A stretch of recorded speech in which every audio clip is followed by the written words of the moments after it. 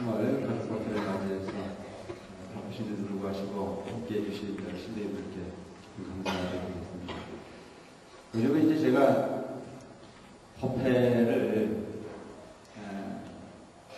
춘천 분당에 토요법회를 맨날 이제 토요일마다 해야 되고, 또 저 성남의 화성사에 또 가가지고 가족법회, 정기법회 계속 가야 되고, 또 우리 춘천에 이제 사문사에 와가지고 요즘 계속 몇 개월 동안 정기법회, 가족법회 계속 하다 보니까 어디 가서 뭔 말을 듣는지 모르겠어요. 다 잊어버려가지고. 그럼 이게 이제 여기에서 이 말을 듣는지 저기에서 저 말을 듣는지 전혀 이제 잘 기억이 안 나는 그런 부분들이 많이 있습니다. 법문 내용 자체가 그냥 책을 가지고 책에 의해서 가는 별 의미는 없는데, 이 법문 자체가 이제 생각나는 대로 그냥 하다 보니까 조금 여러분들이 중복이 되시고 그런 경우가 있다라고 하더라도 다 부처님 말씀이니까 그냥 다 그런 대로 이해를 하고 들을 수 있도록 하시기 바랍니다. 아시겠죠? 미리 이제 선언하고 가는 거예요. 스님이 헷갈리게 맨날 했던 얘기만 하는 거 아닌가 그런 얘기가 설사 있더라도 좀 중복이 되시고 하는 부분이 있다고 하더라도 양해를 해주시고, 사실은 부처님 말씀을 우리가 이제 금구성화다 이렇게 얘기해요. 부처님의 성스러운 말씀. 그래서 이 세상의 모든 말은 변하게 되어 있습니다. 본인의 이 말 자체가 오늘 참이었던 게 내일 거짓일 수도 있고, 또 오늘 거짓이었던 게 내일 참일 수도 있어요. 그래서 오늘 우리가 이 정치를 하는 사람들을 보면은, 난 죽어도 안 나간다고 그랬던 사람이 나와야 안 나와요. 또 그래서 내가 그 정치하는 사람들 거짓말하는 거, 그거 거짓말이라고 그러는데, 그 사람 얘기를 들어보면 또 안 나갈래야 안 나갈 수 없는 사람들이 있어요. 그래서 그게 중생이 사는 세계의 모습이야. 나는 죽어도 나갈 마음이 없었다. 근데 이 국가가 그러는데 어떻게 안 나가느냐. 이제 그런 걱정들을 해요. 근데 그런 걱정은 안 해도 될 것 같아요. 안 나오긴 해서 그냥 안 나와도 된다. 왜 그러냐면, 나는 가끔 그런 우려 속에 살아요. 외국에 나갈 일이 있거나, 얼마 전에 이제 나가서 한참 있다 왔는데, 외국에 나가기 전에는 걱정이 태산이에요. 여러분, 제가 살고 있는 게 참 바쁘게 살거든요. 하루에도 때로는 몇백 킬로씩 뛰어다닐 수밖에 없는 그런 현실 속에 살고 있습니다. 그래서 오늘도 분당에서 아침에 왔어요. 어제 법회 보고, 저녁에 내려올 때이 상담하지 않은 사람 많고, 그래서 또 새벽에 내려올 수밖에 없었고, 오늘 법회를 보고 나면 또 이제 저녁에 오후에는 부인사를 들어가야 되고, 계속 이렇게 바쁘게 도는데, 내가 외국을 가면 지금 평상시에 하는 일을 할 수 있어요, 없어요? 할 수 없잖아요. 그래서 그 평상시에 하던 일을 안 하고 외국을 가면 큰 일이 생길 것 같은 큰 걱정이 있어요. 그런데도 이제 할 수 없이 꼭 가야 된다고 그러니까 가거든요. 그래서 가가지고 수시로 이제 전화를 하는 거예요. 별일이 있냐, 없냐. 그럼 내 입장에서는 별일이 없기를 바라는 마음으로 전화를 하는데, 별일이 없다 그러면 괜히 서운한 거 있잖아요. 그런 거 있지 않습니까? 나는 분명히 별일이 없어야 돼요, 그게. 근데 별일이 없는지 궁금해서 전화를 했을 때 아무 이상 없대요. 그러면 내 존재 가치가 별로 없어도 되는 존재가 되는 거잖아요. 그 이제 때로는 그런 부분이 서운하기도 하고, 이게 서운하면 안 되는 건데, 그 중생심이 그래요. 그래서 한 보름 정도 갔다 오고 나면은 내가 그동안 안 했던 일들, 꼭 해야 되는 그런 일들을 미루거나 손을 대지 않았기 때문에 큰 문제가 있을 거라는 생각을 가지고 있었지만, 갔다 오고 났더니 없을 때보다 더 잘 되더라고요. 그러니까 아무 문제 없는 거예요. 이 세상은 다 그렇게 돌아가게 돼 있는 거예요. 그래서 내가 아니면 안 된다는 생각 같은 건 가지고 살지 말자고. 아시겠어요? 편하게 사는 거예요. 그거야말로 아직이야. 아직. 나에 대한 집착. 내가 아니면 안 된다라고 하는 생각. 나만이 알고 있다는 착각. 이런 부분들이 우리 스스로를 참으로 괴롭게 합니다. 이제 내가 이런 얘기를 하면 또 그걸 잘못 해석해가지고 아빠가 아빠의 일을 그냥 포기해버리고 엄마가 엄마의 일을 포기해버리는 그런 일이 생길 수도 있어요. 근데 이 세상은 제일 행복한 건 뭐냐면은 답게 사는 겁니다. 답게. 자기 입장에서 최선을 다하고 사는 거예요. 그게 가장 큰 행복일 수 있어요. 그래서 요즘 가장 큰 문제 요인 중에 하나가 뭐냐면 자신만을 위해서 살지 답게 살려고 하는 의지가 별로 없어요. 여러분, 결혼이라고 하는 어떤 그런 부분은 둘만의 관계가 절대 아니에요. 그죠? 오늘 이제 가족 법회니까 내가 이야기를 하는데, 결혼이라는 자체는 둘만의 관계의 사랑을 위해서 하는 게 결혼은 아니에요. 어떻게 보면 결혼이라고 하는 부분은 이 세상에 가장 큰 희생을 담보하는 행위다, 이렇게 말합니다. 여러분, 이 총각과 처녀로 살았을 때는 의무 같은 게 별로 있어요, 없어요? 예? 의무 별로 없어요. 근데 이걸 착각하는 분들이 많아요. 결혼을 하면 수백 가지의 의무가 생겨요. 결혼을 하는 순간부터. 그러니까 연애를 할 때의 기분을 결혼을 하고 나서는 계속 끌고 가려고 하는 바보들이 있어요.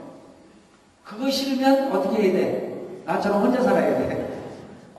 근데 그런 기분을 끝까지 가져가고 싶어요. 그건 착각이야. 연애라고 하는 부분은 나도 옛날에 해봐서 아는데, 엄마 해봤지 옛날에. 연애라고 하는 것은 어떤 거예요? 좋은 것만 보여주면 되는 거예요. 좋은 것만. 싫은 건 안 하면 되는 거예요. 그죠? 내가 지금 몸이 불편하거나 내 얼굴이 지금 시원찮거나 그러면 약속을 미루면 되는 거야. 내가 지금 그 상대방에게 최선을 다할 수 있는 여건이 안 되거나 그러면 약속을 미루면 되는 거거든요. 이게 연애예요. 그래서 좋은 것만 보여줄 수 있는 여건, 좋은 부분만 선택할 수 있는 그런 그 조건을 가지고 있는 게 연애예요. 근데 결혼이라는 자체는 어때요? 좋은 것도 물론 보여줄 수 있지만 나쁜 것도 100% 보여줄 수밖에 없는 삶의 구조로 가는 게 결혼이에요. 근데 모든 사람들은 이기적인 생각을 갖고 세상을 논하기 때문에 착각하는 겁니다. 좋은 것만 보려고 하는 거죠. 그래서 결혼을 해서 사는 사람들이 특히 보살님들에서 상담을 해보면요, 대개가 이혼하겠다고 한 사람들이 뭐라는지 알아요? 성격 차이로. 그래서 내가 물어봐요. 애초부터 성격 차이였느냐고. 옛날엔 잘해줬대요. 옛날엔 그런 사람이 아니었는데 변했다 이거예요. 내가 알기로는 변한 게 아니에요. 옛날에는 그게 그대로 있었는데 그게 안 보였던 거지. 그냥 가리고 있었을 뿐이에요. 가려질 수 있었던 거죠. 그걸 그러느냐고 받아들일 줄 아는 거예요. 그래서 인생이라고 하는 것이 착각으로 받아들이지 말아요. 인생은 반드시 좋은 것만 있는 게 아니에요. 한 가지 분명히 기억해야 될 것이, 부처님께서 우리에게 가르쳤던 것은 일체 중생은 고해 중생이에요. 고해 중생. 복 받으러 왔다는 생각을 하지 마세요. 우린 지금 이 순간 살고 있는 부분이 복을 받으러 온 것이 아니고 복을 지러 왔다고 생각해요. 우린 지금 구슬땀 흘리러 왔다고 생각을 해요. 오늘 때와 끝에 밭을 매는 존재라고 하는 생각을 갖고 살면 모든 부분을 받아들입니다. 좋아요. 근데 착각을 너무 많이 했죠. 나는 복을 받으러 왔다는 존재라고 생각해요. 결혼은 복을 짓는 복밭에 땀을 흘리는 거라고 생각을 해요. 결혼 이후에는 둘만의 삶이 아닌 자식을 위한 희생의 존재라고 생각하래요. 잘 한번 연구해보세요. 결혼하는 순간부터 편안한 삶에 예고하고 있는 거예요. 행복은 짧고 비식땀은 길게 흘려야 되는 게 현실이에요. 그래서 옛날 요즘에 그 흔히 젊은이들이 아이를 많이 안 낳잖아요. 그러거나 또 그 혼자 살기를 원하는 사람들이 많이 있어요. 그래, 옛날 큰 스님 계실 때 큰 스님한테 와서 이제 그 친견을 하러 오는 사람이 많이 있거든요.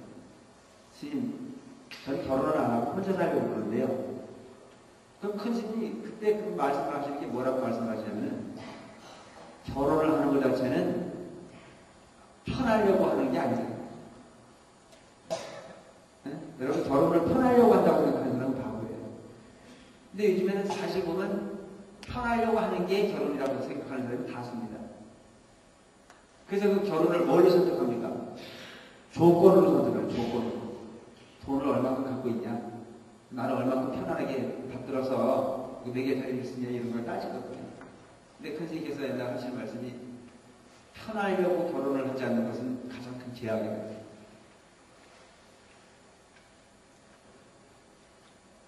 결혼을 하지 않는 조건을 갖고 있는 사람은 오직 한 존재, 어떤 스님이 되는 사람은 할 거예요. 왜 스님이 결혼을 하고 말아야 되냐? 결혼이라고 하는 한 수의 그 구성 요원을 만들어 놓으면 팔은 안으로 굽지 않고 밖으로 굽지 않고 안으로 굽어요. 그래서 자기 영역에 대한 이기심 같은 부분을 발동을 해서 중생을 대하는 마음을 평등하게 갖기에 부족함이 있어요. 그래서 결혼을 하지 않아요. 월터 스님도 결혼 안 하는 이유가 바로 그런 여러분 스님이 결혼 안 하는 이유는 바로 그런 거라는 거죠. 그래서 요즘 보면 그 잘못 이해하는 분들이 많아요. 결혼을 한 스님이나 안 한 스님이랑 똑같아요. 결혼을 안 했어도 이기심에 그득 차 있으면 그건 결혼을 한 사람과 차이가 없는 사람이야. 네? 자기 욕심에 그득 차가지고 스님 노릇을 하는데 그냥 그 사심에 그득 차가지고 그저 모든 만 중생에게 만 불자에게 평등하게 구체적인 진리를 나눠주려고 애를 쓰는 것이 스님이 본질이지 사심에 그득 차가지고 어떻게든지 간에 이익만 생기면 지주머니 채워두려고 애쓰고 가는 부분이 있다면 그건 결혼을 해서 스님 사는 스님이랑 차이가 없어요. 또 결혼을 하셔서 사는 스님이라고 하더라도 참으로 청정하게 잘 살려고 애쓰는 스님들도 이 세상에 많이 있어요. 결혼이라고 하는 어떤 그런 부분들이 보면 중생을 평등하게 수익하는데 어려움이 있기 때문에 스님이 결혼을 못하게 하는, 하지 않는 그런 규범이 있는 부분인데 세속에 사는 사람이 혼자 편안하게 밥을 먹고 살기 위한 수단으로서 결혼을 하지 않는다. 그럼 여러분 우리는 이 세상에 존재하는 이유가 누군가가 희생을 했기 때문에 이만큼 살 수 있는 거거든요. 내 부모라고 하는 분이 희생을 하지 않았으면 현재의 나의 모습은 있을 수 있어요, 없어요? 있을 수 없는 거거든요. 그래서 여러분 부모의 은혜를 갚는 가장 좋은 방법은 자식을 낳아 기르는 거예요. 부모의 은혜를 갚을 수 있어요, 없어요? 예? 대답을 못해요. 다 갚았어요? 부모의 은혜는 갚을 수가 없다라고 합니다. 잘 모셔서 잘 공양하고 효도하면 되는 거라고 생각하지만 아무리 한데도 그 부모의 마음에 만분의 1도 채울 수가 없는 게 자식이에요. 그 왜 그러냐? 부모가 자식을 사랑하는 마음은요 한량이 없어요. 얼마 전에 텔레비전에 보니까 저 전라도 지인도에 그 사는 65세 되신 그 여자분이 그러니까 105살 되신 아버지를 모시고 사세요. 105살. 그러니까 한 세기를 더 사신 분이야. 이 65세가 되신 분은 연세가 65세이시니까 그분도 누구에게인가 공격을 받아야 될 분이잖아요. 그죠? 이 요즘 65세는 젊대요. 근데 이분이 이제 어떤 삶을 갖고 있느냐면 105살 되는 대신 아버지는 옛날에 사진관을 하셨어요. 사진관. 그래서 그 65살 된 그 따님은 이 105살 된 할아버지의 막내딸이에요. 그 옛날에 그 자전거가 참 귀했잖아요. 그 사진 찍으러 다니는 아버지 자전거에 딸을 다 태우고 다니면서 그렇게 귀하게 딸을 길렀어요. 그 딸을 시집을 보내서 딸이 다 성장을 해가지고 그 자식들 다 기르고 남편을 잃고 그러고 난 이후에 딸이 생각했던 부분이 참 인생이 무상한 거야. 그래서 저 시골 동네에 자연과 더불어 살 수 있는 공간을 마련해야 되겠다 싶어서 저 전라남도 바닷가에다가 그 집을 하나 짓고 그곳에 가서 이제 내려가 살려고 준비를 해요. 그리고 이분이 이제 그 예술을 좋아해가지고 그 공연 같은 예술 활동을 즐겨 하시는 분이에요. 글도 쓰시고. 그 이제 이 아버지가 그 105살 정도가 됐으니까 갑자기 이제 서울에 아들 집에 이렇게 저희 판천에 져가지고 누워있다 보니까 이 딸이 뭐라고 이야기를 하면 아버지 나와 더불어서 저 공기 맑은 곳에 가서 잠깐 휴양하느라고 아버지 모시는 거예요. 근데 그 아버지는 죽는다고 안 간다고 그러다가 딸이 공기 맑은 곳에 가자고 그러니까 가셔가지고 그곳에 가서 죽는다고 그러셨던 분이 너무 건강해지셔가지고 너무 행복하게 사십니다. 근데 105살이 되신 분인데도 불구하고 머리가 검어지기 시작해요. 그리고 하루에 꼭 반주를 한 잔씩 하세요. 술을 딱 한 잔씩만 하세요. 이 건강 비결이에요. 다른 부분의 기능은 아무 문제가 없고 오직 귀만 먹었어요. 귀만. 근데 이 딸이 이제 그 아버지를 그렇게 보양을 잘 하는데 자기 활동을 좀 해야 될 거 아니에요. 그러니까 나가기 전에 항상 아버지 밥상을 차려놓고 나가세요. 근데 그 105살 된 그 아버지가 65살 된 딸에게 나갈 때마다 자꾸 부탁을 하는 거야. 무슨 부탁해요? 추운데 옷 잘 입어라. 밥 꼭 챙겨 먹어라. 차 조심해라. 그리고 꼭 밤늦게 오지 말고 일찍 와라.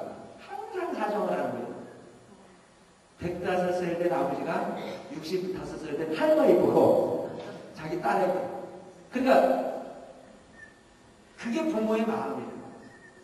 105살 되신 분이 인생을 65살 드신 그 따님도 보면 할머니잖아요. 그죠? 인생을 사실 만큼 사셨죠. 그 딸이 아주 귀여워 보이는 거예요. 그 딸이 귀여워서 어쩔 줄은 몰라요. 그래 지금 저 65살 되신 할머니 보고 귀엽다 그러면 돼 안 돼? 그게 부모 마음이야.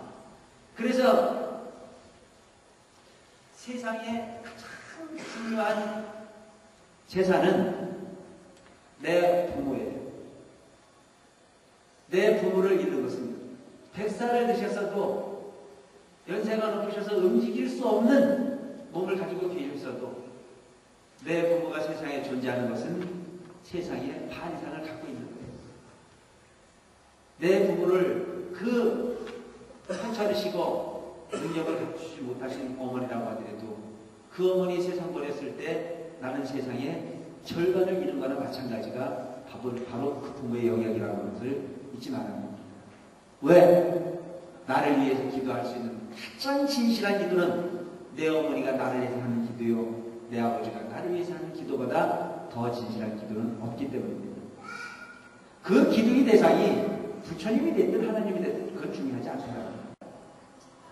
그 진실성이라고 하는 것, 그 철저한 염력이라고 하는 것은 그 무엇으로도 대변할 수 없는 부분이기 때문입니다.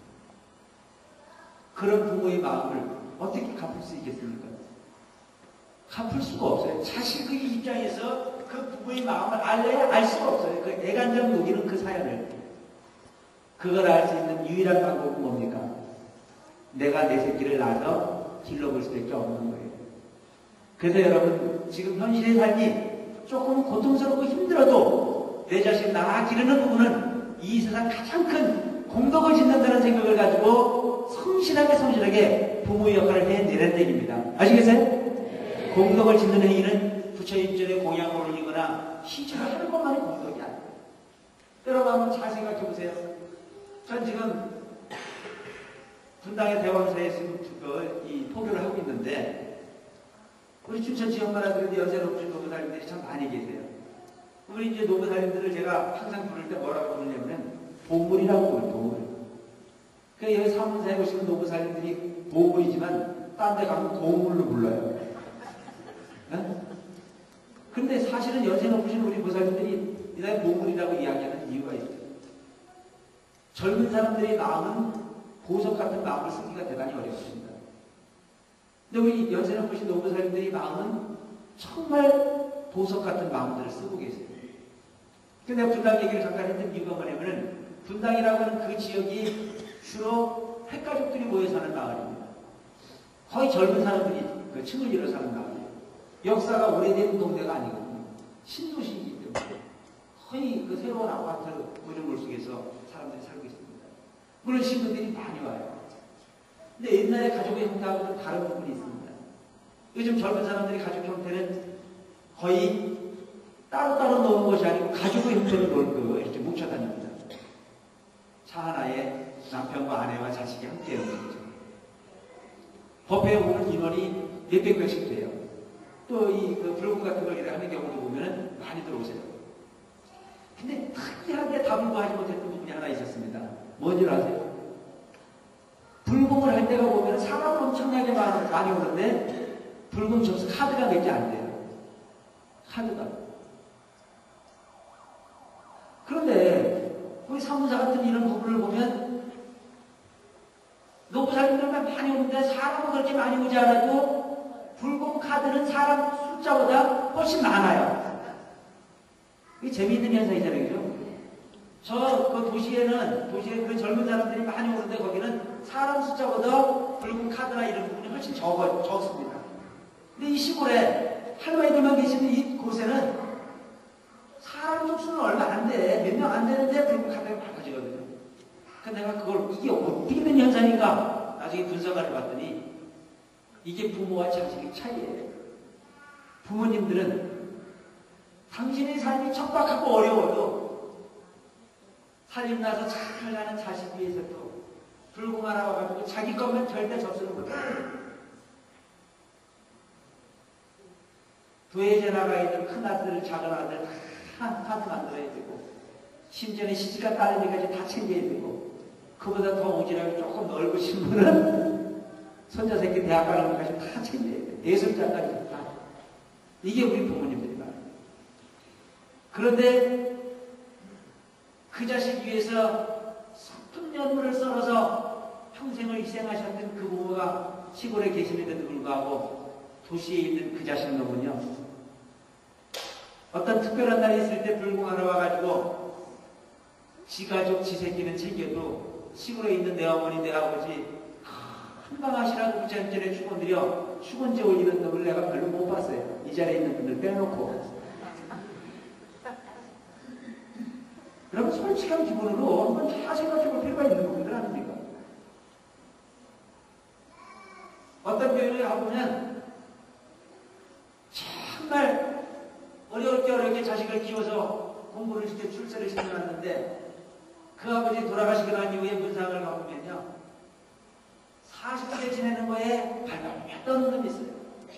내가 보면은 그 꽃이 수십 메달씩 있어요. 꽃이 삼다운하는 꽃이 자식 출세했다고 그 출세를 지가 공부 열심히 한 것도 있지만 그 부부가 뒷바라지 하지 않았을 때는 그런 출세를 할 수가 없었을 텐데 문생객이 문전성시를 빌어서 내가 보면 대가를 따져도 조이금만 수천만 원에 들어왔을 텐데도 불구하고 40분 안에 지내는 부분을 발발발 떨고 앉는 경우이 자식들 보거든요. 근데 겉으로는 안 그러고 속으로 그래요. 니네도 네 자식이 나중에 그렇게 하면 서운할 건데. 응? 여러분 자식이 본다라고 하는 부분이 딴 거 아니에요. 부모의 행위를 보는 거예요. 여러분 한번 잘 생각해 보세요. 여러분들 스스로는 내 아버지 건강이 걱정스러워서 자식 앞에 눈물 한번 흘려본 적이 있는데 나는 내 어머니의 삶이 걱정스러워서 내 자식들과 더불어 이야기하다가 가슴으로 울어본 적이 있는데 내 몸을 위해서 내 자식 앞에서 진실한 눈물을 써 걱정하는 모습을 보였을 때 그 자식은요 그 부모에게 효도를 하지 않으면 안 되는 그런 마음으로 효도를 해달라고 아무리 천만 번 이야기하는 것도 내가 진실하게 늙으신 내 어머니, 내 아버지 위해서 진실한 마음으로 걱정하는 표현이 하나 있을 때 그 자신은 결국 다른 곳으로 삐뚤어져 갈 수가 없습니다. 효가 백해지국이라는 자체는 효의 근본이라는 자체가 바로 이 세상의 근본이 된다는 겁니다. 그래서 여러분 부모의 은혜를 걷는다라고 하는 것은 오직 내 자식을 낳아 기르는 방법밖에 없어요. 부모 위해서 어떤 효를 통해서 그 은혜를 갚는다는 자체 결코 쉽지 않은 겁니다. 물론 최선을 다해서 효를 해야 되겠지만은 그래서 내 자식 사랑하는 거에 100분의 1만 부모에게 해도 효자이 아니에요. 예? 효자예요. 내 자식 위하는 마음으로 그 10분의 1만, 100분의 1만 부모에게 해도 그 자식은 효자라고 하는 얘기를 들을 겁니다. 어떤 이야기를 듣자는 얘기를 하는 건 아니에요. 그래서 부모라고 하는 분이 며칠 전에 요즘에 뭐 그런 얘기를 하더라고요. 며칠 전에 대학 시험 발표가 이제 다양하게 이렇게 나섰는데 성균관대학교 법대를 간 놈이 하나 있어요. 근데 요즘 부모들이 수험생 자녀를 둔 부모는 완전히 무슨 죄인이더라고요. 그죠? 어? 자식에게 완전 죄인이야. 그저 그 자식을 위해서 거의 종처럼 움직이는 게 그 수험생 종이에요. 그래서 수험생 자녀를 둔 부모들하고 상담을 해보면 스님 내 자식이 고3입니다. 그러면 아예 뭘 하자라고 하는 얘기를 하지 말아요. 그러니까 수험생과 같이 시간을 보내고 남는 시간이 있다면 부처님처럼 기도하고 이렇게 사는 게 수험생 부모들이 많은 거예요. 그래서 이번에 그 부모가 작년에 열심히 기도를 하고 노력을 해서 성균관대학교 법대를 이제 합격을 했어요. 근데 그 입시를 치르기 전에 저한테 전화를 해서 상담을 한 게 뭐냐면 스님 서강대하고 성균관대를 가려고 그러는데 어디를 가는 게 더 좋겠습니까? 이제 상담을 하러 왔어요. 난 내 입장에서는 서강대는 기독교 계통의 학교거든요. 학교는 더 좋아요. 근데 요즘도 요즘 이제 성균관대학에 많이 뜨고 있거든요. 삼성 제가에서 하는 그 학교이기 때문에 상당히 그 학교가 부가가치가 많이 높여져 가고 있는데 그 두 개를 묻길래 나는 그래도 뭐 성균관대학 가라 그랬어요. 근데 성균관대학을 합격을 하고 난 이후에 인사를 하러 왔어요. 저한테. 그 합격한 아이하고 이제 그 엄마하고 아빠하고 이렇게 해서 인사를 하러 왔는데 세상에 애는요 왕 중에 그냥 왕도 아니고 상왕이더라고요. 그게 뭐 그렇게 엄청난 분이더라고요. 그 이 부모가 이제 자기하고 그 공부를 할 때 좀 뜻이 맞지 않은 부분 같은 걸 조금 이야기를 하는데 애가 공부는 잘했는지 몰라도 별로 그렇게 인간적인 어떤 그런 면을 보기가 대단히 어렵다는 그런 생각을 좀 했어요. 중요한 것은 공부를 잘하고 못하는 것보다 더 중요한 것은 인간이 되어야 되는 거예요. 부모 귀한 줄 알아야 되고 부모의 희생이 있어서 내가 존재한다라고 사실을 알지 못했을 때 아무리 많은 거라도 무슨 가치가 있겠습니까? 가치 있는 삶이라는 거지만 그래서 여러분 존재 가치에 대해서 처해진 현실 속에서 내가 이 세상을 살고 있는 것은 남을 위해서 살기 위해서 세상을 왔다는 생각을 하라고요. 부모는 자식을 위해서, 자식은 부모를 위해서. 그래서 이기적인 삶을 사는 것은 지옥의 삶입니다. 상대를 위해서 희생할 줄 아는 삶은 극락의 삶입니다.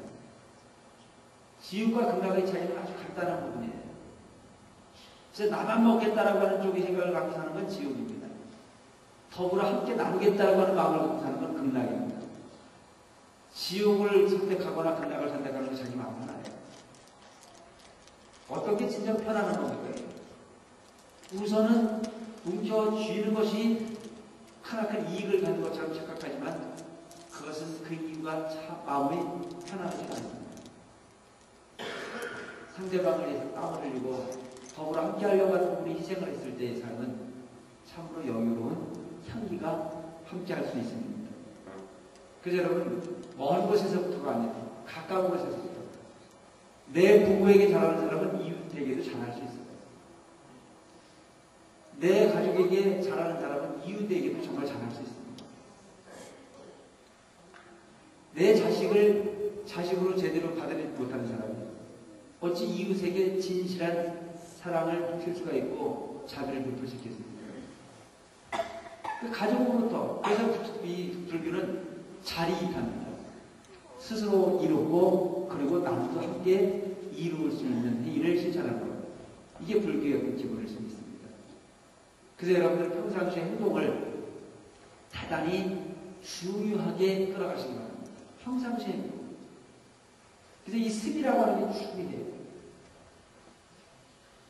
평상시에 마음가짐 같은 게 대단히 중요하고 평상시에 행동가짐 같은 부분이 대단히 중요하게 여겨요. 그 옛날에 부처님께서 어느 날 길을 가시는데 제자에게 한 가지를 묻습니다. 새끼 토막을 하나 주워보라고 해요. 그래서 이 새끼 토막을 하나 제자에게 주워보라고 제자에게 물어요. 그 새끼 토막은 무엇에 썼던 걸로 생각이 되느냐? 이렇게 물어요. 그러니까 제자가 딱 보니까 무엇에 썼든지 써있지가 않으니까. 그래서 국립 그때 제자가 냄새를 맡아보니까 그 새끼줄에서 생선 비린내가 나요. 그래서 부처님에게 제자가 답하기를 이것은 생선 비린내가 나는 걸로 봐서 아마도 생선을 묶었던 새끼줄인 것 같습니다. 이렇게 답을 해요. 부처님께서 뭐라 그러면 맞다 제자. 우리 삶도 마찬가지고 더러운 부분을 함께 했을 때 그 더러운 행위가 떠나고 난 이후에도 그 더러움의 흔적이 남듯이 새끼줄이 생선을 묶어서 사용을 하다가 그 생선은 이미 모습을 감춰서 없어졌지만 그 생선 비린내가 새끼줄에 그렇게 배어있듯이 우리 업 또한 그런 것입니다. 업이 따라다닌다는 겁니다. 내 행동, 행위라고 하는 부분이 나를 따라다니는 것 자체를 일컬어 업이라고 하는 겁니다. 우리가 똑같은 삶의 구조 속에 똑같은 환경 속에 살고 있는데도 불구하고 어떤 경우는 행복하고 어떤 경우는 행복하지 않은 경우가 있습니다. 어떤 결과예요? 업. 왜 똑같은 모습을 보고 어떤 사람은 긍정적인 사고를 하고 어떤 사람은 부정적인 사고를 할까? 업. 그래서 여러분 이 불교라고 하는 부분은 잘 다스려야 될 부분이 상대를 다스리는 것이 아니고 내 자신을 다스리는 것이 바로 불교. 내 자신을 다스리되 뭘 다스릴 거냐? 내 마음을 다스려야 되는 것이요 내 행동을 다스려야 되는 것이 바로 불교입니다. 어리석은 사람은 주어진 환경만을 탓하지 그 환경을 바꾸려고 노력하지 않습니다. 또 부처님께서는 당신의 아들인 나홀라에게도 멋진 가르침을 하고 배우시는 게 있습니다. 마음을 하나 가지고 있어도 그 마음에 무엇을 담을 거냐라고 하는 부분이 대단히 중요하다고 하는 부분을 가르치는 거죠. 이 나홀라라고 하는 그 부처님의 아들, 부처님의 10대 제자의 하나님, 즉 밀행제일이라고 합니다.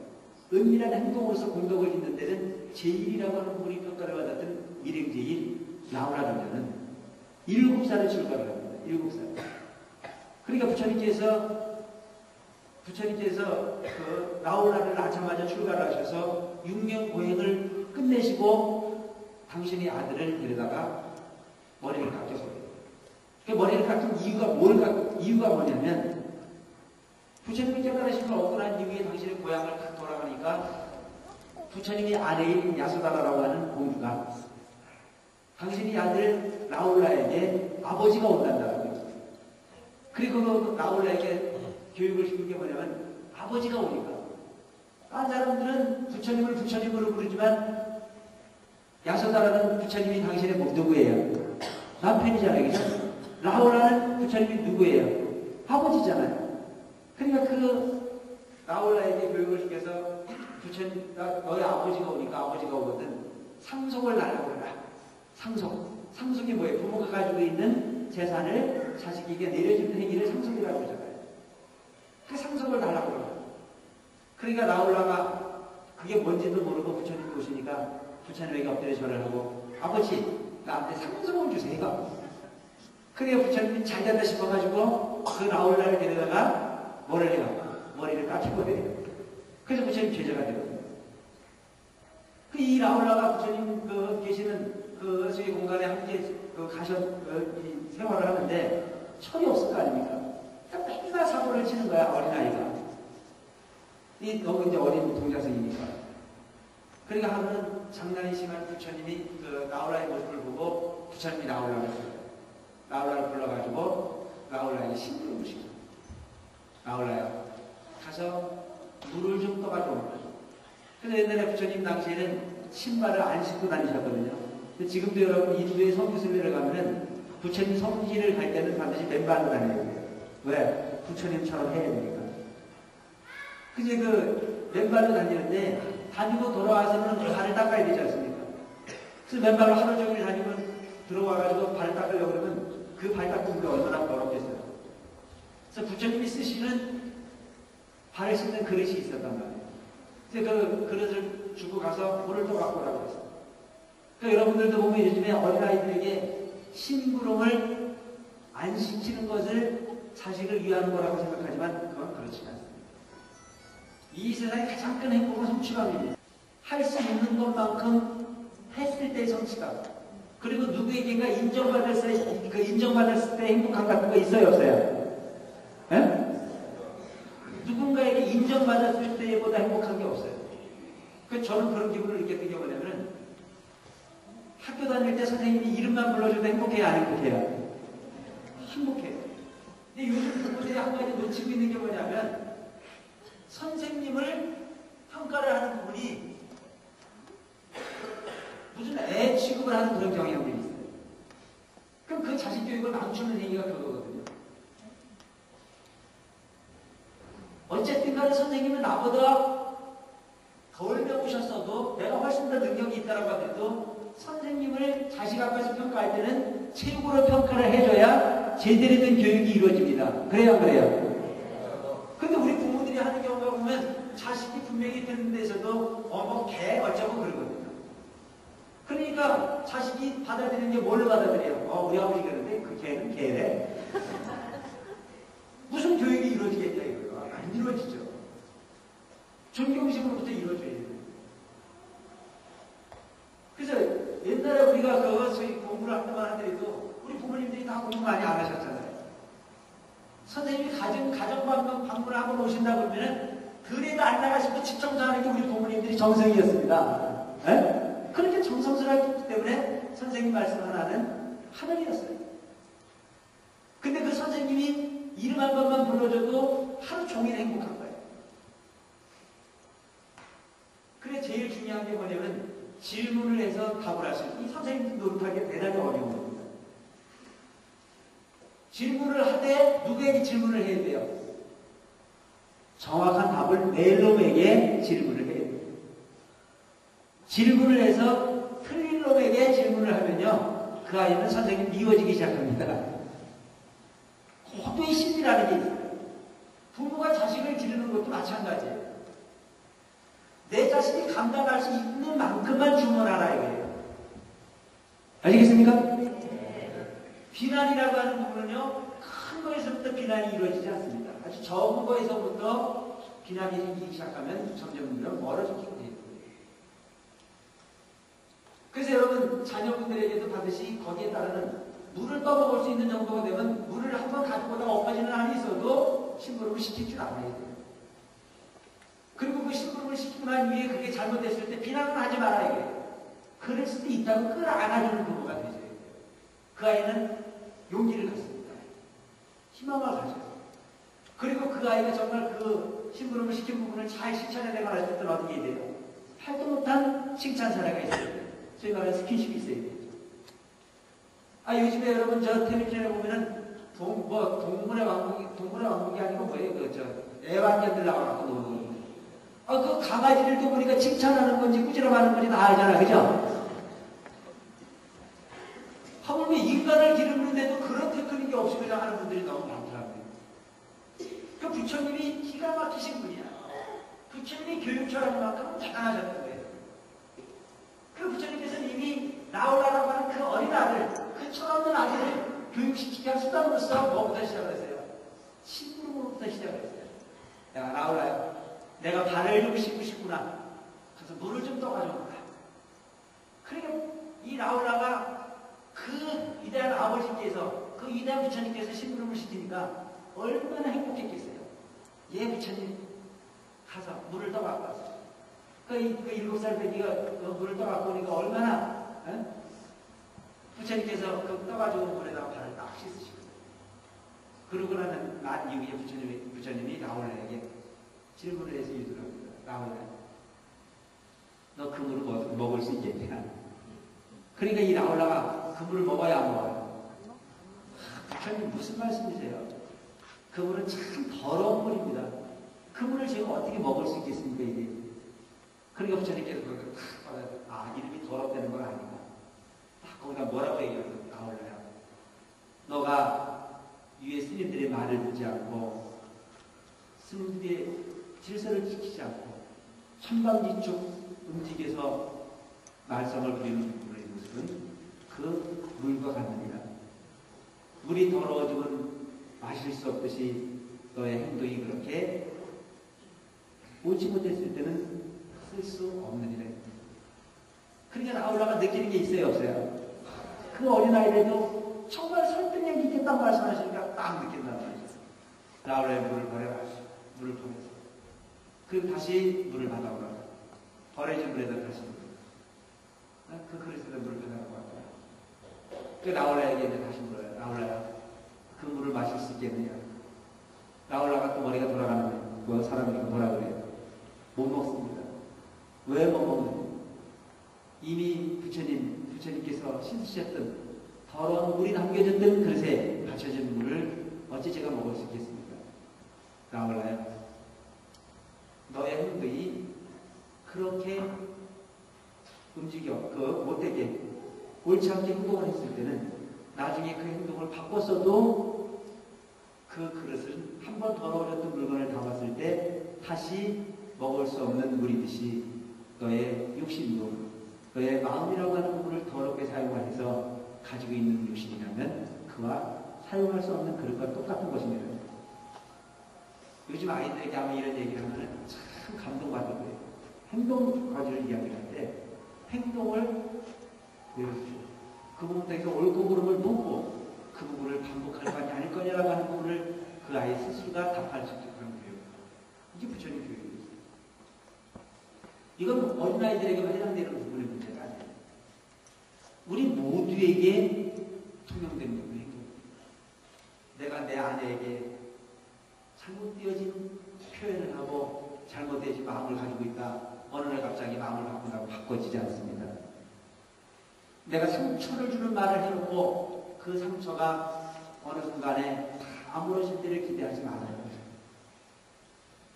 상처를 만들지 않는 것이 능사입니다. 상대방에게 마음 아프게 해주지 않는 부분이 더 중요합니다.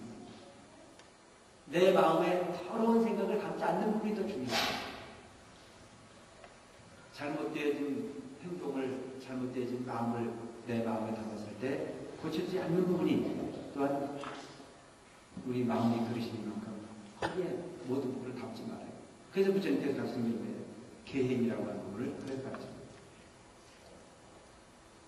그래서 오늘 우리 그 불자들이 보면 먼 곳에서 불교를 찾으려고 했지만 아주 가까운 곳에서 말 한마디 청정하는 행동하는 걸 청정하는 거예요. 꼭 한 가지 염두에 둬야 될 것이 이 세상에 내가 존재하는 이유는 복을 받으러 온 것이 아니고 복밭에 복을 지러 받으러 온 거예요. 얼마의 행위를 통해서 물질에서 상대방에게 이익을 줄 것과는 중요하지 않습니다. 그 마음이 중요합니다. 마음. 진정 상대방을 위하는 마음들을 가지고 살았습니다. 그래서 여러분 이 세상을 사는 방법은 스님들도 두 가지로 구분을 해서 이렇게 평가를 하는데 이판승, 사판승 이렇게 얘기해요. 이판승, 사판승. 근데 이게 지금 잘못된 부분이에요. 이판승이 따로 있고 사판승이 따로 있어서는 안 되는 부분이거든요. 이판과 사판은 같이 가야 되는 겁니다. 그 이판은 뭐라는 거고 사판은 뭐라는 거냐. 이판은 지혜를 완성하기 위해서 노력하는 겁니다.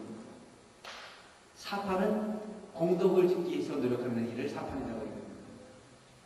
공덕을 짓는 수행이 따로 있고 또한 지혜를 얻기 위해서 하는 수행이 따로 있다고 생각해서는 안 돼요. 지혜도 있어야 되고 또한 공덕도 있어야 되고. 내가 이 얘기를 여러분에게 하는 이유는 뭐냐면 절에 오셔서 기도를 하는 부분도 중요하지만 봉사를 하는 부분도 대단히 중요하다는 얘기입니다. 네? 공덕을 지어야만이 됩니다. 근데 되게 잘못 생각하고 있는 부분이 뭐냐면, 그건 남들이 해야 할 일이고 나는 얼마든지 내 편할 대로 그냥 아직 기도만 하면 되지 이런 쪽에 생각하는 분들이 많이 있어요. 기회가 있을 때마다 남의 거라고 생각하지 말고 내 거라고 받아들이는 생각하라. 그래서 집안의 가정 살림을 하면서도 자식을 기르면서도 그 부분을 항상 어떤 마음으로 희생하는 마음, 남편에게 함께 더불어 움직이는 부분에서도 되도록이면 서운한 감정 같은 거를 최대한 잊어버려요.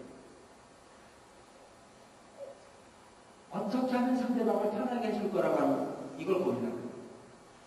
어떻게 하면 상대방을 마음 편하게 해줄 거라고 하는 고민합니다. 서로가 그런 마음을 가지고 살면 행복합니다. 근데 대개는 거꾸로 하거든요. 그래서 이판과 사판이 절에서 이루어지는 공덕의 힘이 미신 집에서도 이판과 사판이 함께 해야 돼요. 마음이 있어야 되고 행동이 따라야 돼요. 근데 이제 오늘날 우리나라 사람들 가장 큰 문제 요인 중에 뭐가 하나가 있는 게 뭐냐면 표현을 할 줄 몰라요. 표현을. 꼭 말을 해야 하냐? 꼭 어떤 행동을 해야 하냐? 이런 쪽.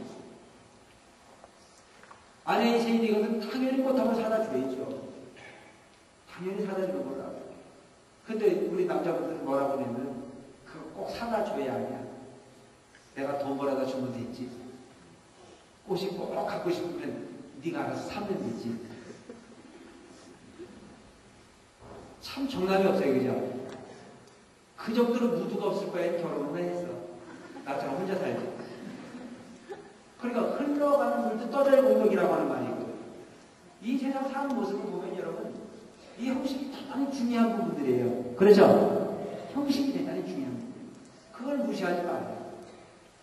인간이 가지고 있는, 인간이 가장 행복하게 할 수 있는 그 무엇이든 문화를 왜 없애버립니까? 근데 문제는 또 일 때문에 바빠 죽겠고 정신이 없어 죽겠는데도 거기다 대고 또 꼬다발아서 왔다고 너 죽어도 못 살겠다고 하는 철없는 아내가 되는 사람들이 있어요. 상대방을 서로 이해할 줄 알아요. 그런 마음을 갖고 삶 자체가 행복할 수 있고, 현실의 행복을 만들어갈 줄 모르는 사람은 내세의 행복도 만들어가기가 대단히 어렵습니다. 마지막으로 한마디 더 얘기한다면, 내가 지금 맺어 사는 인연이라고 하는 자체를 의심하지 말랍니다. 지금 현재 살고 있는 만난 인연에 대해서 의심하지 마세요.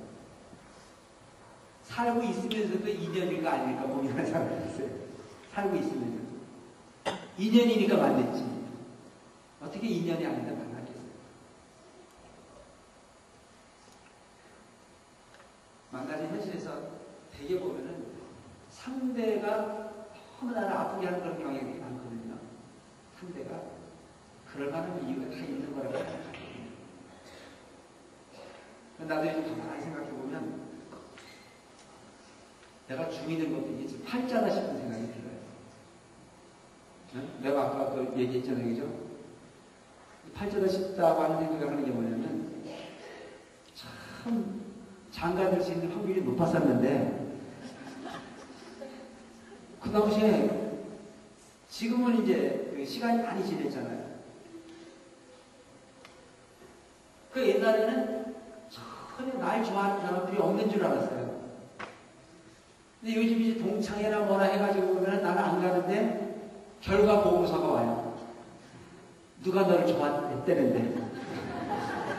근데 내가 지금 보니까 한두 놈이 아니라 날 좋아하는 놈이. 동창들도. 그러니까 나는 그 당시에 그런 부분에 관심도 없었고 뭐 그랬지만, 확률적으로 일이라는 자체가 참 그 신비스럽게 얽히고 설켜간다라고 하는 걸 느껴요. 이게 일과예요. 그럼 여러분 그 부처님이 말씀이 옷깃만 스쳐도 500세기 인연이 있다고 말씀을 하셨는데, 이 신비스러운 인연 속에서 우리가 얽히고 설키고 가는 거거든요.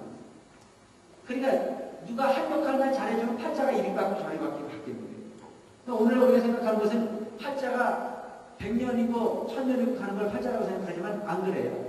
팔자는 순간순간 바뀌는 겁니다. 아시겠어요? 순간 한 방울을 내는 순간이에요. 그래서 여러분들도 오늘 이 사문사 법당에 와 계시는 순간에 팔자가 바뀐 거예요. 어떤 팔자가 바뀌었어요? 오늘 개돈 들어갔으면 내 생각은 안 바뀌었어. 근데 와가지고 법문 들었기 때문에 지금까지 내가 남편을 생각했던 부분을 이렇게 생각을 바꿔야 되겠다는 순간에 여러분들 팔자가 바뀌는 거예요. 그래서 모든 선이 출발을 할 때 보면은 아주 적은 각도에서부터 시작을 하지 애초부터 큰 각도에서부터 시작하는 경우는 거의 없습니다. 기도를 하는 이유도 마찬가지예요. 밤새도록 기도를 해보고도 스님 기도가 잘 되대요 안 되대요? 그건 별로 중요한 거 아니에요. 한 번 부르면 한 번 부른 것만큼 팔자를 바꿔준 겁니다. 내 생각이 바뀌게 돼 있기 때문에.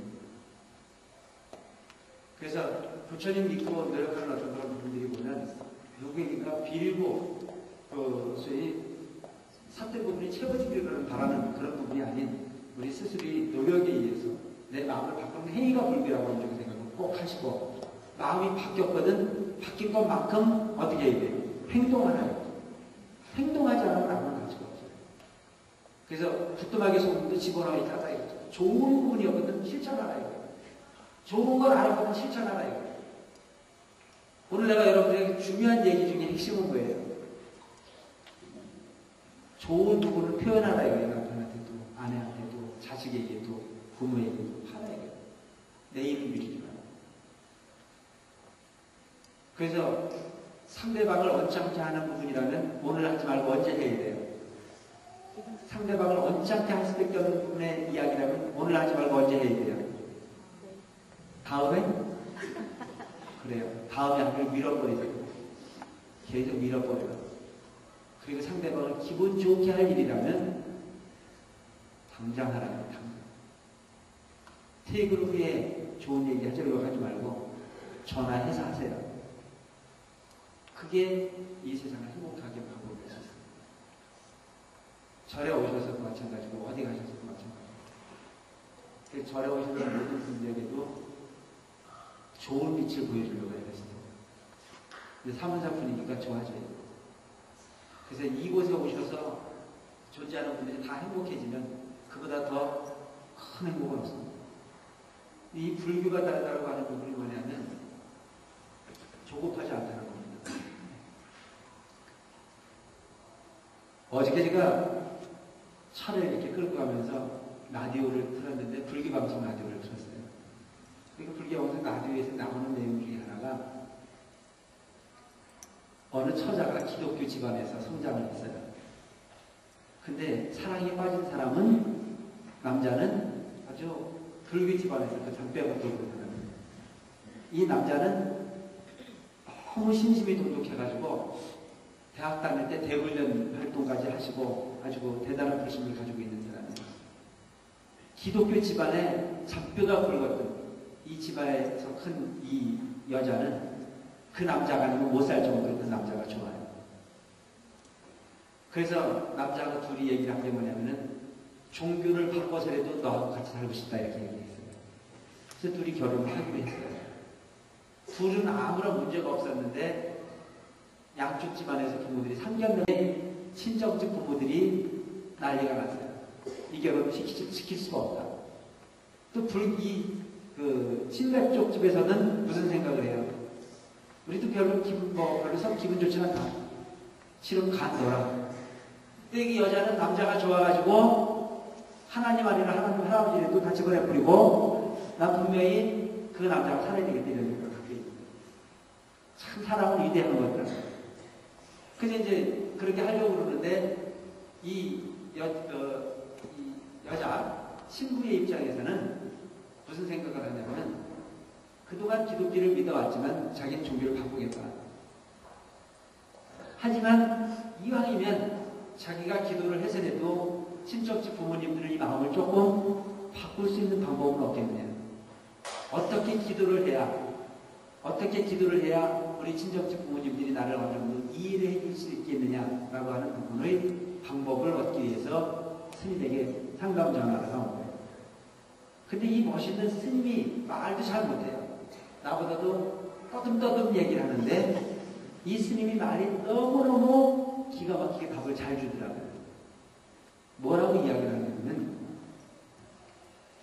기도를 해서 당신이 원하는 바를 이루려고 애쓰기 전에 먼저 불교가 어떤 종교인지를 먼저 알아보는 게 좋지 않겠습니까? 강을 건너려면 배가 필요한데 그 배가 내가 저어갈 수 있는 능력이 충분한 배인지 가다가 빠질 배인지 가다가 깨질 배인지 가다가 힘이 붙여서 떠내려갈 배인지 분명히 알고 타야 될 거 아니에요. 참 멋있는 얘기 아니에요? 이 불교가 이런 종교야. 그 스님이 이야기하는데 감동을 받았어요. 그래, 내가 그렇기 때문에 불교가 좋다 이거. 여러분, 불교가 딴 종교 같으면 분명히 그랬을 거예요. 그냥 무조건 믿어라. 그냥 믿으면 무조건 될 거다 그랬을 거예요. 근데 우리 스님들은 그렇게 가르치지 않고 충분히 알고 급하지 않다 이거죠. 자신이 노력하는 방법을 알고 난 이후에 왜 해야 되는지 분명히 알고 가야 되는 게 불교예요. 공부를 하라는 얘기죠. 또 한 가지 내가 이제 옛날 얘기 한 가지 더 해야 될 게 뭐냐면 제가 학교 다닐 때 불교 서클을 함께 했던 그 여자 친구가 하나 있었어요. 학교 다닐 때. 그 대학도 뭐 같이 다니고 뭐 상당히 아주 불교에 불심이 돈독했던 사람인데 지금도 그 가정은 완전히 불교 집안입니다. 모든 형제들까지 다 불교입니다. 근데 이 아가씨는 결혼할 당시에 그렇게 절에를 열심히 다녔는데도 불구하고 불교관이 확실하지 않아서였는지 몰라도 신랑이 기독교 집안에 신랑한테 시집을 간 거예요. 기독교 집안에. 그 시집을 갔는데 시집을 가가지고 시집을 가기 전에 조건이 뭐였냐면 기독교를 믿을래 안 믿을래 시어머니가 묻길래 믿는다 그러고 간 거예요. 갔는데 신랑이 월급을 타오면 11조를 시어머니가 꼭 갖다 내라 그랬어요. 11조. 11조가 뭔지 아세요? 11조라는 게 있어. 그래서 100만 원을 타갖고서는 무조건 10만 원을 교회 갖다 줘야 되는 그런 룰이 있는데 시어머니가 강요를 하는 거예요. 당신 용돈을 달라고 강요를 하는 게 아니고 교회를 꼭 갖다 줘야 된다고. 이 시어머니가 완전히 기독교에 낙뿌리가 내려진 분이에요. 11조를 안 내면 우리 집안이 나간다 이게. 하나님 돈을 껴먹는 거기 때문에 큰일 난다고 얘기합니다. 그러니까 이제 그 불교에 뿌리가 깊었던 그 내 친구는 이게 고민스러웠던 거예요. 언제 전화가 왔느냐면은 내가 행성 주지할 때 전화가 왔어요. 전화가 왔어요. 불교는 도대체 사찰 경영을 어떻게 하느냐, 무슨 돈을 갖고 어떻게 하느냐 했는데 우리 불교는 내가 있는 대로 얘기를 했거든요. 그냥 이렇게 국전을 갖다 놓고 듣고 싶으면 듣고 말고 싶으면 말고 그건 작자가 안 하는 거고 뭔가 시주 같은 부분도 이렇게 있는데 그 부분은 뭐는 얼마 뭐라 이렇게 해놓고 있지만 자기 능력에 따라서 무슨 고지서 말고 하는 건 없다. 본인 스스로 이 마음으로 적고 낼 수 있는 만큼 내서 운영을 하고 이게 전이다 했더니 하는 얘기가 그게 딱 맞는 거라 이거야 지금. 근데 내가 지금 가고 있는 이 종교는 안 내면 죄인이라고 그러는데 사람 미치겠다. 그러길래 내가 거기다 대고 뭐라고 하냐면 네가 옛날에 절에를 다녔기 때문에 넌 정사가 막 불교다. 그랬더니 하는 얘기가 그럼 어떻게 했으면 좋겠냐고 나한테 물어요. 그래서 그건 네 맘대로 하지 그건 나한테 왜 묻냐. 그랬더니 자기는 불교로 바꾸고 싶다 이거예요. 불교로. 그래서 내가 거기에 대한 답을 뭘로 했냐면 다른 종교 같으면 뭐라고 그랬을 것 같아요. 당장 바꾸라고 그랬을 텐데 나는 거기다 대고 뭐라고 그랬냐면 넌 결혼하기 전에 시어머니하고 약속을 했지 않냐고. 기독교 믿겠다고 약속을 했거든. 최소한 시어머니하고 약속만큼 지켜라. 그럼 언제까지 지켜야 되냐고. 시어머니 죽을 때까지는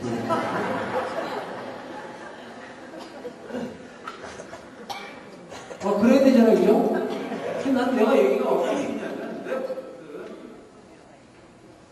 종교는 불교가 됐든 기독교가 됐든 무슨 종교가 됐든 행복하기 위해서 믿는 거란 말이죠. 종교를 위한 삶이기보다는 삶을 위해서 필요한 게 종교라고 저는 생각을 합니다. 아시겠어요?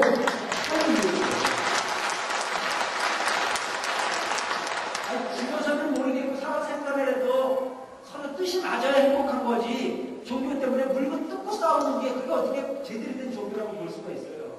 그래 내가 시어머니 죽기 전까지는 그냥 거기 그냥 다녀라 그랬더니 전화해드리고 김자 스님 맞냐고 난리예요. 그래서 김자 스님이 되면 김자 스님이다.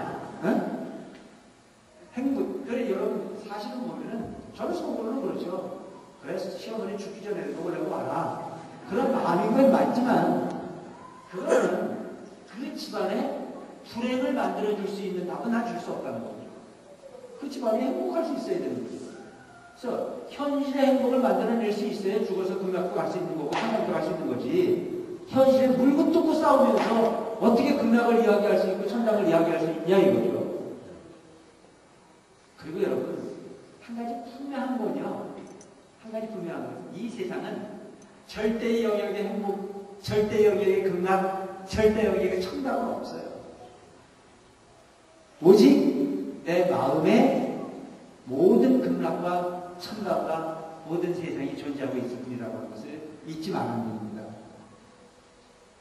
모쪼록 여러분들의 마음을 여러분들이 마음대로 할 수 있는 공부를 하는 것이 불교라는 점.